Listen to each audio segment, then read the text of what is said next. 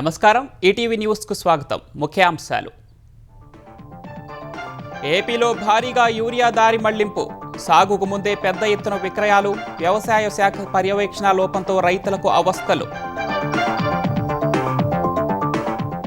మద్యం దోపిడీ సొమ్ముతో స్థిరాస్తి వ్యాపారం సిట్ దర్యాప్తులో బయటపడిన చెవిరెడ్డి అక్రమాలు విస్తృత సోదాల్లో కీలక పత్రాలు స్వాధీనం 2027 డిసెంబర్ 9 కల్లా ఎస్ఎల్బీసీ నిర్మాణం అధికారులకు గడువు నిర్దేశించిన సీఎం దేశ విదేశాలకు ఆదర్శంగా నిలిచేలా పూర్తి చేయాలని ఆదేశం హైదరాబాద్లో రేపు గణేష్ నిమజ్జనానికి భారీ ఏర్పాట్లు ఎత్తైన విగ్రహాల వెంట విద్యుత్ శాఖ అధికారి శోభాయాత్ర మార్గాల్లో ట్రాఫిక్ ఆంక్షలు వర్షాలు వరదలకు ఉత్తరాది అతలాకుతలం ఢిల్లీలో కొనసాగుతున్న కష్టాలు జమ్మూ కాశ్మీర్లో రూపురేఖలు కోల్పోయిన పలు గ్రామాలు జీఎస్టీ సంస్కరణలతో దేశ జౌళి పరిశ్రమకు ఊతం 5 ఏళ్లలో $350 బిలియన్ చేరే అవకాశం కేంద్ర వాణిజ్య శాఖ వర్గాల వెల్లడి EU నేతలకు ప్రధాని మోదీ ఫోన్ డిసెంబరు కల్లా వాణిజ్య ఒప్పందం కుదుర్చుకోవాలని నిర్ణయం ఢిల్లీలో సదస్సు నిర్వహణకు చర్చలు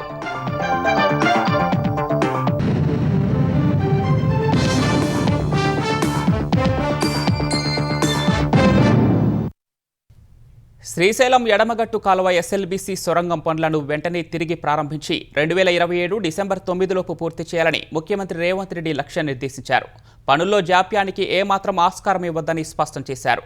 పనుల ప్రారంభానికి తీసుకోవాల్సిన అనుమతులు నిర్ణయాలపై చర్చ కోసం ఈ నెల 15లోపు మంత్రివర్గ సమావేశం ఏర్పాటు చేయాలని ప్రభుత్వ ప్రధాన కార్యదర్శిని సీఎం ఆదేశించారు. ఎస్ఎల్బీసీ పనుల పునఃప్రారంభంపై సీఎం రేవంత్ రెడ్డి ఉన్నత స్థాయి సమీక్ష నిర్వహించారు. జూబ్లీహిల్స్లోని తన నివాసంలో మంత్రి ఉత్తమ్ కుమార్ రెడ్డి, సలహాదారులు, ఇంజనీర్లు, ఎన్జీఆర్ఐ, జీఎస్ఐ ప్రతినిధులతో రేవంత్ రెడ్డి సమావేశమయ్యారు. ఎస్ఎల్బీసీ సొరంగంలో ప్రమాదమనంతరం పరిస్థితుల్ని సీఎంకు ఇంజనీర్లు వివరించారు. ప్రాజెక్టు పనుల్ని ఒక్కరోజు కూడా ఆలస్యం లేకుండా తిరిగి ప్రారంభించాలని ఆయన అధికారుల్ని ఆదేశించారు. ఫ్లోరోసిస్ పీడిత నల్గొండ జిల్లాకే కాకుండా తెలంగాణకు అత్యంత కీలకమైన ఎస్ఎల్బీసీ ప్రాజెక్టును ప్రణాళిక ప్రకారం అత్యంత నైపుణ్యంతో నిర్మించారని సూచించారు. గతంలో జరిగిన తప్పులు, లోటుపాట్లు పునరావృతం కాకుండా పగడ్బందీగా రక్షణ చర్యలతో ముందుకు సాగాలని సూచించారు. అనుభవం ఉన్న ఆర్మీ అధికారుల సేవల్ని వినియోగించుకోవాలని ముఖ్యమంత్రి నిర్ణయించారు. భవిష్యత్లో దేశ విదేశాల్లో చేపట్టే సొరంగ ప్రాజెక్టులకు ఆదర్శంగా ఉండేలా ఎస్ఎల్బీసీ నిర్మాణం పూర్తి చేయాలని, ఇదో కేస్ స్టడీగా ఉండాలని రేవంత్ రెడ్డి ఆకాంక్షించారు. ప్రభుత్వం తరపున అవసరమైన అన్ని ఏర్పాట్లు చేస్తామని, వెంటనే అటవీ ఇంధన శాఖలతో సమన్వయం చేసుకోవాలని నీటిపారుదల శాఖ ఉన్నతాధికారుల్ని ఆదేశించారు. పనులు తిరిగి ప్రారంభించేందుకు అవసరమైన అన్ని అనుమతులు, నిర్ణయాలు తీసుకునేందుకు ఈ నెల 15లోగా మంత్రివర్గ సమావేశం ఏర్పాటు చేయాలని ప్రభుత్వ ప్రధాన కార్యదర్శికి సూచించారు. అటవీ శాఖ అనుమతులపై ప్రత్యేకంగా దృష్టి పెట్టాలని, పనులకు నిరంతరాయంగా విద్యుత్ సరఫరా జరగాలని స్పష్టం చేశారు.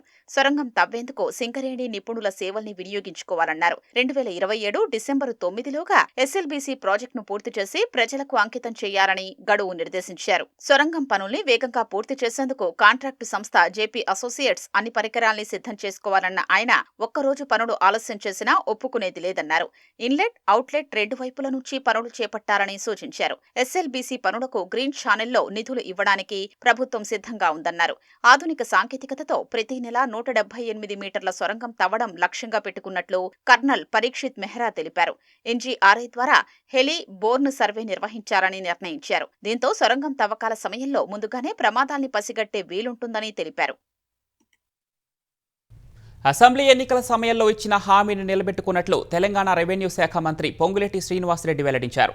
సచివాలయంలో తన ఛాంబర్లో రెవెన్యూ అధికారులతో సమీక్ష నిర్వహించిన మంత్రి గ్రామీణ ప్రాంతాల్లో రెవెన్యూ వ్యవస్థను బలోపేతం చేస్తున్నట్లు వివరించారు. జీపీఓలుగా విధులు నిర్వహించడానికి ఆసక్తి చూపిన వీఆర్ఓ, వీఆర్ఏలకు 2 విడతల్లో నిర్వహించిన రాత పరీక్షల్లో 5,106 మంది ఎంపికైనట్లు వివరించారు. దీంతో గ్రామ స్థాయిలో రెవెన్యూ సేవలు మరింత మెరుగుపడతాయన్నారు. నాటి ప్రభుత్వ పెద్దలు చెబితే వినలేదన్న అక్కసుతో వీఆర్ఓ, వీఆర్ఏ వ్యవస్థను రద్దు చేశారని ఆరోపించారు. ఎంపికైన 5,106 మందికి నేడు ముఖ్యమంత్రి రేవంత్ రెడ్డి నియామక పత్రాలను అందజేయనున్నారు. తెలంగాణలో యూరియా కోసం రైతుల అగచాట్లు పడుతూనే ఉన్నారు. హనుమకొండ జిల్లా పరకాల డివిజన్లో సరిపడా యూరియా దొరక్క అన్నదాతలు ఆగ్రహం వ్యక్తం చేస్తున్నారు. యాదాద్రి భువనగిరి జిల్లా ఆలేరులోని ప్రాథమిక వ్యవసాయ సహకార పరపతి సంఘం వద్ద యూరియా కోసం రైతులు బారులు తీరారు. పోలీసుల పహారాలో యూరియాను పంపిణీ చేశారు. భద్రాద్రి కొత్తగూడెం జిల్లా ములకపల్లి ప్రాథమిక వ్యవసాయ సహకార సంఘం కేంద్రానికి వారం తర్వాత లారీ బస్తాలొచ్చాయి. 100 మంది రైతులు ఒక్కసారిగా ఎగబడటంతో పోలీసులు వచ్చి టోకెన్లు పంపిణీ చేశారు. ఖమ్మం జిల్లా నేలకొండపల్లి మండలం చెరువు మాధారంలో యూరియా ఇవ్వాలంటూ సొసైటీ కార్యాలయం వద్ద రైతులు నిరసన తెలిపారు. తాగొచ్చి గొడవ చేస్తున్నారంటూ ఓ అధికారి బయటకు నెట్టివేశారని అన్నదాతలు మండిపడ్డారు. సదరు అధికారిపై చర్యలకు డిమాండ్ చేశారు. మహబూబాబాద్ జిల్లా కొత్తగూడ మండలం పోగులపల్లి ప్రాథమిక వ్యవసాయ కేంద్రానికి 3వ తేదీ సాయంత్రం యూరియా లోడు వచ్చింది. రాత్రికి రాత్రి 92 బస్తాలు మాయమయ్యాయి. విషయం తెలిసిన క్యూలో ఉన్న రైతులు ఆగ్రహంతో అధికారులు నిలదీశారు. పోలీసులు రంగంలోకి దిగి హమాలీలే యూరియా తీసినట్లు గుర్తించారు. ఆంధ్రప్రదేశ్లో ఏప్రిల్, జూలై మధ్య భారీగా ఎరువులను పక్కదారి పట్టించినట్లు తెలుస్తోంది. రైతులు 10% భూమిని కూడా సాగు చేయకుండానే జూన్ ఆఖరికే కేటాయించిన ఎరువుల్లో 32% ఎరువులను అమ్మేశారు. తీరా రైతులకు అవసరమయ్యే నాటికి యూరియా నిల్వలు నిండుకున్నాయి. ఆంధ్రప్రదేశ్లో వ్యవసాయ శాఖ గణాంకాల ప్రకారం జూన్ ఆఖరుకు ఖరీఫ్ సాగు కేవలం 10% మాత్రమే. ప్రణాళికా శాఖ లెక్కలు చూసినా 16% మించదు. 235 మండలాల్లో వర్షాభావం, 153 మండలాల్లో తీవ్ర వర్షాభావ పరిస్థితులు ఉన్నాయి. గోదావరి, కృష్ణా డెల్టాల్లోనూ అప్పటికి వరి నాట్లు మొదలు కాలేదు. తొలి విడత యూరియా వేయలేదు. కానీ అప్పటికే ఖరీఫ్ అవసరాలకు కేటాయించిన 6.22 లక్షల టన్నుల్లో 32%, అంటే 2 లక్షల టన్నుల యూరియా అమ్మేశారు. పంటలు వేయకముందే అదంతా ఎవరు కొన్నారనేది ప్రశ్నార్థకం. జూలై ఆఖరుకు 12 జిల్లాల్లో వర్షాభావ పరిస్థితులు ఉన్నాయి. ఖరీఫ్ సాధారణ విస్తీర్ణంలో పంటల సాగు 43% మాత్రమే. కానీ యూరియా అమ్మకాలు 3.50 లక్షల టన్నులకు చేరాయి. అంటే ఖరీఫ్ కేటాయింపుల్లో 56.27% విక్రయించేశారు. ఇదంతా ఎవరికి చేరింది? ఈ లెక్కలు పరిశీలిస్తే పంటల సాగుకు ముందే, అంటే ఏప్రిల్ నుంచి జూలై మధ్య యూరియా పక్కదారి పట్టిందని తెలుస్తోంది. మిక్సింగ్ ప్లాంట్లు పారిశ్రామిక అవసరాల కోసం ముందే తరలించారని అర్థమవుతోంది. తీరా రైతులకు అవసరమయ్యేసరికి కొరత ఏర్పడింది. ఇదే సమయంలో కేంద్రం నుంచి సరఫరా తగ్గింది. రామగుండం ప్లాంటు నుంచి సరఫరా నిలిచింది. వీటన్నింటి ఫలితంగా బస్తా యూరియా కోసం రైతులు బారులు తీరి నిలబడాల్సి వస్తోంది. ఎరువుల విభాగంలో ఏళ్ల తరబడి తిష్టవేసి కేటాయింపులకు అలవాటు పడిన కొందరు అధికారులకు ఈ లెక్కలన్నీ తెలుసు. గతేడాది కంటే ఎక్కువ యూరియా విక్రయించారని, రైతులే అవసరం లేకున్నా కొనుక్కొని నిల్వ చేసుకుంటున్నారని ప్రభుత్వానికి నివేదిస్తున్నారు. ఉమ్మడి కృష్ణా జిల్లాలో కొన్ని వ్యవసాయ సహకార పరపతి సంఘాలకు 20 రోజులుగా ఎరువుల సరఫరా లేదు. దుకాణాల్లోనూ లేవు. ఉమ్మడి గుంటూరు, కర్నూలు, అనంతపురం జిల్లాల్లో మిరప, పత్తి, పొగాకు, ఇతర మెట్ట పంటల సాగు తగ్గడంతో ఎరువుల డిమాండ్ తగ్గింది. లేదంటే పరిస్థితి మరింత తీవ్రంగా ఉండేది. బుధవారానికి ఏపీలో యూరియా అమ్మకాలు గతేడాది కంటే 97,000 టన్నులు అధికంగా ఉన్నాయి. ఇందులో చాలా వరకు పక్కదారి పట్టిందని వెల్లడవుతోంది. రాష్ట్రానికొచ్చిన ఎరువుల్ని వ్యవసాయ శాఖ అధికారులు ప్రైవేటు దుకాణాలు మార్క్ఫెడ్కు 50-50 నిష్పత్తిలో కేటాయిస్తారు. అందులో అమ్మకాలు, నిల్వల వివరాల్ని ఎప్పటికప్పుడు తీసుకుంటారు. అంటే పంటలు వేయకముందే యూరియా అధికంగా అమ్ముడవుతోందని వారికి తెలుసు. అప్పుడైనా కొనేవారి ఆధార్ నెంబర్లేంటని విచారిస్తే విషయం బయటపడేది. బుధవారం నాటికి 5.69 లక్షల టన్నుల యూరియా విక్రయాలు జరిగాయి. ఇందులో మార్క్ఫెడ్ విక్రయించింది 2.04 లక్షల టన్నులే. మొత్తం అమ్మకాల్లో 35.85% మాత్రమే. వచ్చిన యూరియాలో ఎవరికెంత కేటాయించారో, ఏ నెలలో ఎంత అమ్మారో లెక్కలు చెప్పలేని పరిస్థితి. కూటమి ప్రభుత్వం సాంకేతికతకు పెద్దపీట వేస్తోంది. యాప్ ద్వారా రియల్ టైం వాతావరణం, ఇతర సమాచారం అందిస్తోంది. కానీ రైతుకు తమ గ్రామంలోని దుకాణంలో ఎరువులెంతున్నాయో తెలియదు. వ్యవసాయ అనుబంధ శాఖలు యాప్లు, వాటి నిర్వహణకే కోట్లు ఖర్చు చేస్తున్నాయి. రైతుకు మాత్రం ఆ పరిజ్ఞానం అందట్లేదు. ఎక్కడెంత ఎరువులున్నాయో రియల్ టైంలో కనిపిస్తే ఆర్ఎస్కే, పిఎస్సిఎస్ సిబ్బంది, ప్రైవేటు వ్యాపారులు కూడా తమ వద్ద నిల్వలు లేవని చెప్పలేరు. స్థానిక అవసరాలకు అనుగుణంగా కేటాయింపులు చేయొచ్చు. ఆంధ్రప్రదేశ్ మద్యం కుంభకోణంలో కొల్లగొట్టిన ముడుపుల సొత్తుతో వైసీపీ నేతలు చెవిరెడ్డి భాస్కర్ రెడ్డి, చెవిరెడ్డి మోహిత్ రెడ్డి 100 ఎకరాల భూములు కొన్నట్లు సిట్ దర్యాప్తులో వెల్లడైంది. కళ్యాణ వెంకటేశ్వర స్వామి ఇన్ఫ్రా పేరిట తిరుపతి జిల్లా గూడూరు సమీపంలో 6 కోట్లతో 260 ఎకరాలు కొన్నారని, ఇదంతా నగదు రూపంలో చెల్లించారని సిట్ గుర్తించింది. ఈ భూమిని 2022 అక్టోబర్లో కొని 2 నెలల్లోనే 26 కోట్లకు అరబిందో సంస్థ ప్రతినిధి శరత్ చంద్రారెడ్డికి అమ్మినట్లు సిట్ నిర్ధారించింది. ముడుపుల ద్వారా వచ్చిన నల్లధనాన్ని ఇలా తెల్లధనంగా మార్చుకొని తర్వాత తిరుపతి పరిసర ప్రాంతాల్లో పలువురు భూ యజమానులతో డెవలప్మెంట్ అగ్రిమెంట్లు చేసుకుని పెద్ద ఎత్తున స్థిరాస్తి లేఅవుట్లు వేసినట్లు వెల్లడైంది. అప్పట్లో తుడా చైర్మన్గా వ్యవహరించిన మోహిత్ రెడ్డి ఆ సంస్థ నిధులతోనే లేఅవుట్లకు రహదారులు వేసి మౌలిక వసతులు కల్పించినట్లు తేలింది. తద్వారా ఆయా ఆస్తుల విలువ భారీగా పెంచుకొని అనుచిత లబ్ధి పొందినట్లు వెల్లడైంది. ఈ కేసులో మరిన్ని వివరాలు రాబట్టేందుకు సిట్ బృందాలు గురువారం ఉదయం నుంచి రాత్రి వరకు చెవిరెడ్డి భాస్కర్ రెడ్డి, మోహిత్ రెడ్డి నివాసంలో సోదాలు జరిపి పలు కీలక పత్రాలు స్వాధీనం చేసుకున్నాయి. ఈ చిరునామాతో మొత్తం 8 కంపెనీలు రిజిస్టర్ అయి ఉండగా వాటిలో కొన్నింటిని ఎన్నికల తర్వాత మూసివేశారు. అసలు భూములు కొనటానికి డబ్బు ఎక్కడిదనే కోణంలో ప్రశ్నించి వివరాలు రాబట్టారు. దృష్టిలోపంతో ఉన్న విద్యార్థులు కూడా ఈ విద్యా సంవత్సరం నుంచి ఇంటర్లో ఎంపీసీ, బైపీసీ కోర్సులు చదవడానికి ఆంధ్రప్రదేశ్ ప్రభుత్వం అవకాశం కల్పించింది. ఈ మేరకు విద్యాశాఖ జీవో 278 జారీ చేసింది. తమకు సైన్స్ కోర్సుల్లో అవకాశం కల్పించాలని దృష్టిలోపం గల విద్యార్థులు మంత్రి లోకేష్కు విజ్ఞప్తి చేశారు. మంత్రి చొరవతో వారికి అవకాశం కల్పిస్తూ ప్రభుత్వం జీవో జారీ చేసింది. National institute of ranking framework NIRF ప్రకటించిన ర్యాంకుల్లో స్టేట్ పబ్లిక్ యూనివర్సిటీ విభాగంలో ఆంధ్ర విశ్వవిద్యాలయం 4వ స్థానంలో నిలవటం పట్ల మంత్రి లోకేష్ అభినందనలు తెలిపారు. ఈ విభాగంలో గత ఏడాది 7వ స్థానంలో నిలిచిన ఏయూ ఈ సంవత్సరం 3 స్థానాలు మెరుగుపరుచుకొని 4వ స్థానంలో నిలిచిందని హర్షం వ్యక్తం చేశారు. ఉపాధ్యాయ దినోత్సవం సందర్భంగా విద్యా వ్యవస్థపై సమగ్ర శిక్ష రూపొందించిన ఒక పాటను మంత్రి లోకేష్ విడుదల చేశారు. బడిబాటకు అడుగులేద్దామంటూ దాదాపు 2.5 నిమిషాల పాటు ఉన్న ఈ పాట ఆకట్టుకుంటోంది. ఎడతెరిపి లేకుండా కురుస్తున్న వర్షాలకు ఉత్తరాది రాష్ట్రాలు అతలాకుతలమయ్యాయి. యమునా నదిలో నీటి మట్టం పెరగడంతో ఢిల్లీ తీవ్ర స్థాయిలో ప్రభావితం కాగా ప్రకృతి వైపరీత్యం హిమాచల్ ప్రదేశ్ను అల్లకల్లోలం చేసింది. జమ్మూ కాశ్మీర్, ఉత్తరాఖండ్, హర్యానా, పంజాబ్లోనూ భారీ వర్షాలు, వరదల కారణంగా జనజీవనం స్తంభించిపోయింది. ఆయా రాష్ట్రాల్లో వరద ప్రభావిత ప్రాంతాల్లో NDRF బృందాలు సహాయక చర్యలు ముమ్మరంగా చేస్తున్నాయి. ఢిల్లీలో వరద బీభత్సం కొనసాగుతోంది. యమునా నదిలో నీటి మట్టం పెరగడం రాజధాని వ్యాప్తంగా ప్రభావం చూపుతోంది. ప్రధానంగా నదీ తీర ప్రాంతాల్లోని ప్రజలు తీవ్ర ఇబ్బందులు పడుతున్నారు. ఢిల్లీ పాత రైల్వే వంతెన వద్ద యమునా నది నీటి మట్టం తగ్గుతున్నప్పటికీ నివాస ప్రాంతాల్లో ఇంకా వరద తగ్గుముఖం పట్టలేదని అధికారులు తెలిపారు. కశ్మీర్ గేట్ సమీపంలోని శ్రీ మార్గత్వాలే హనుమాన్ బాబా మందిరంలోకి వరద నీరు చేరింది. గత 2 రోజులుగా దంచి కొడుతున్న వర్షాల కారణంగా ఢిల్లీలో ట్రాఫిక్ కు తీవ్ర అంతరాయం కలుగుతోంది. వరద ప్రభావిత ప్రాంతాల్లో సహాయక చర్యలు అందిస్తున్న రెస్క్యూ బృందాలు ఇప్పటి వరకు 8,000 మందిని తాత్కాలిక శిబిరాలకు తరలించగా మరో 2,000 మందిని శాశ్వత శిబిరాలకు తరలించినట్లు ఢిల్లీ రెవెన్యూ శాఖ వెల్లడించింది.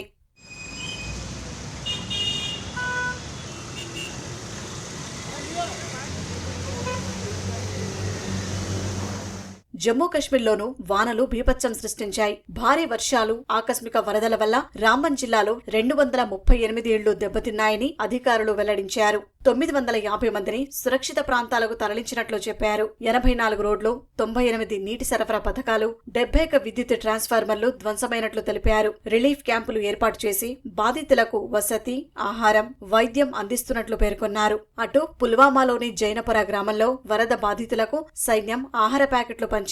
రియాసీ జిల్లాలోనూ 50కి పైగా ఇళ్లు ధ్వంసమయ్యాయి. పలుచోట్ల కొండచెరలు విరిగిపడటంతో జమ్మూ శ్రీనగర్ జాతీయ రహదారి దెబ్బతినడంతో రాకపోకలు నిలిచిపోయాయి.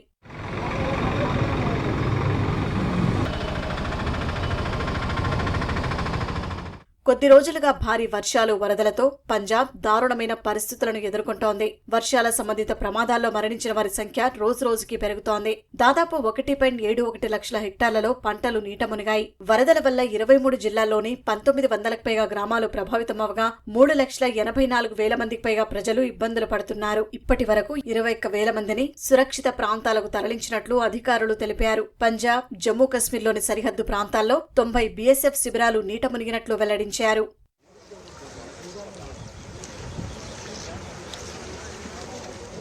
హిమాచల్ ప్రదేశ్లో పలుచోట్ల వర్షాలకు కొండచర్యలు విరిగిపడుతున్నాయి. ఈ ప్రమాదంలో పలువురు మృతి చెందారు. ప్రభావిత ప్రాంతాల్లో సహాయక చర్యలు అందిస్తున్న NDRF బృందాలు శిథిలాల కింద చిక్కుకున్న వారిని బయటకు తీస్తున్నాయి. హిమాచల్ వ్యాప్తంగా 1,200లకు పైగా రోడ్లు ధ్వంసమైనట్లు అధికారులు తెలిపారు. రుతుపవనాలు ప్రారంభమైనప్పటి నుంచి ఇప్పటి వరకు వర్ష సంబంధిత ఘటనల్లో 343 మంది ప్రాణాలు కోల్పోగా మరో 43 మంది గల్లంతయ్యారు. ఇప్పటి వరకు దాదాపు 3,690 కోట్ల రూపాయల మేర నష్టం వాటిల్లినట్లు అధికారిక గణాంకాలు చెబుతున్నాయి. చెబుతున్నాయి. ఉత్తరాఖండ్లోనూ వర్షాల కారణంగా 54 రోడ్లు దెబ్బతిన్నాయి. అటు రాజస్థాన్లో పలు జిల్లాల్లో భారీ వర్షాలు కురుస్తున్నాయి. గురువారం దౌసా జిల్లాలో అధికంగా 104 మిల్లీమీటర్ల భారీ వర్షపాతం నమోదైందని వాతావరణ శాఖ తెలిపింది. రాబోయే 3-4 రోజులు రాజస్థాన్లోని పలు ప్రాంతాల్లో భారీ నుంచి అతి భారీ వర్షాలు కురుస్తాయని అంచనా వేసింది. కృష్ణానదిపై రాజధాని అమరావతిని విజయవాడ, హైదరాబాద్ జాతీయ రహదారికి అనుసంధానించే ఐకానిక్ వంతెన డిజైన్లపై ప్రభుత్వం ప్రజల అభిప్రాయాలు కోరుతోంది.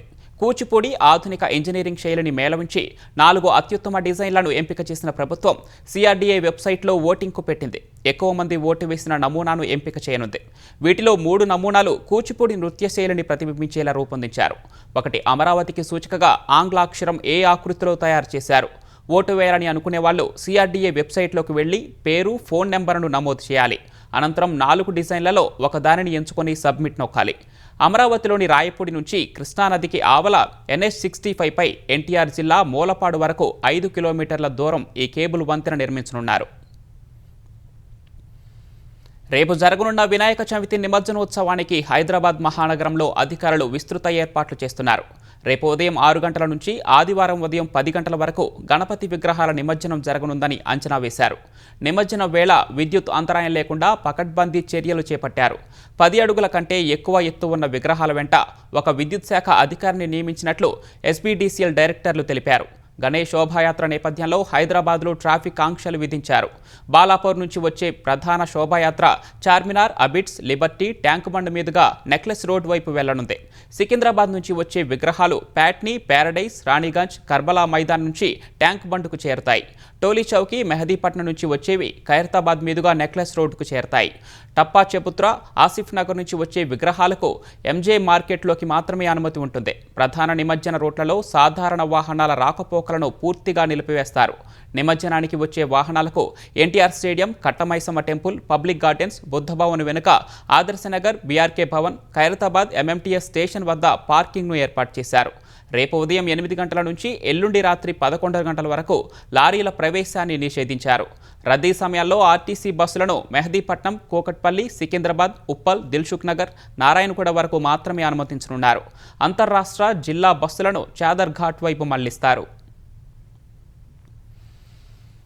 మార్గదర్శి MD శైలజ కిరణ్కు సౌత్ పవర్ లిస్ట్ 100లో చోటు దక్కింది. దక్షిణాది రాష్ట్రాల నుంచి వేర్వేరు రంగాల్లో రాణిస్తున్న ప్రభావశీల వ్యక్తులను ఈ పురస్కారానికి ఎంపిక చేశారు. అవుట్లుక్ ఇండియా మ్యాగజైన్ సహకారంతో సౌత్ పవర్ లిస్ట్ 100ను సైబా రూపొందించింది.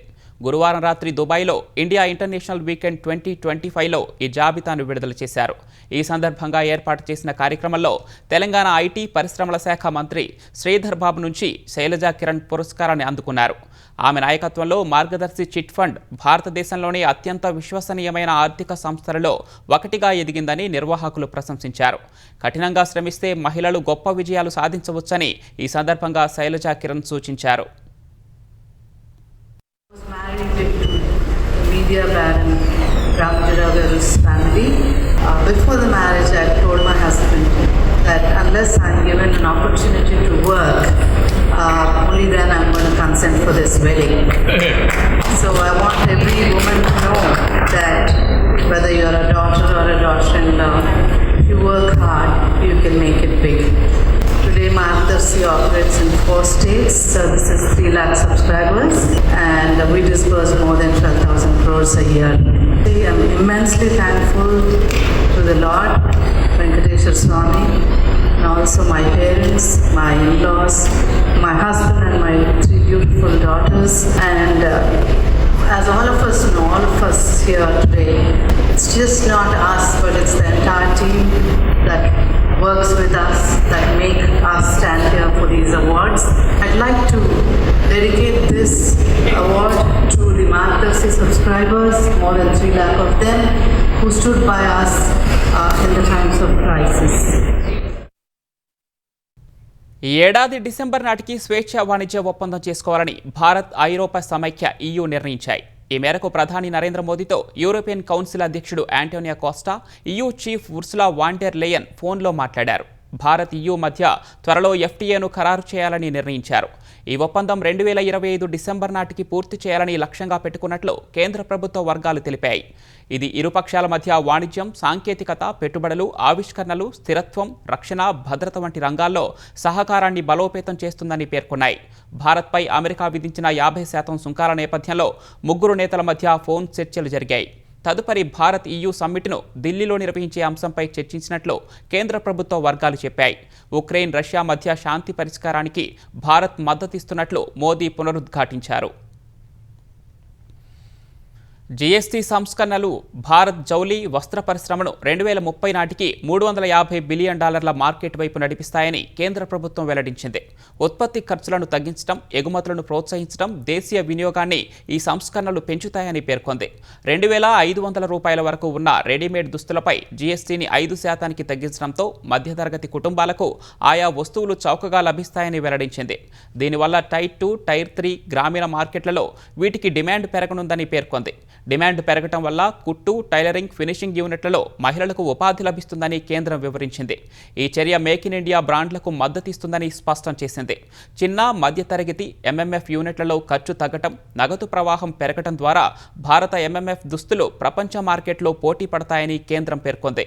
భారత స్వచ్ఛ ఇంధన పరివర్తనను GST సంస్కరణలు బలోపేతం చేస్తాయని కేంద్ర పర్యావరణ శాఖ మంత్రి భూపేంద్ర యాదవ్ అన్నారు. ఈ సంస్కరణలను చారిత్రక దీపావళి బహుమతిగా అభివర్ణించిన ఆయన 2070 నాటికి నెట్ జీరో లక్ష్యాన్ని సాధించడంలో కీలక పాత్ర పోషిస్తాయన్నారు.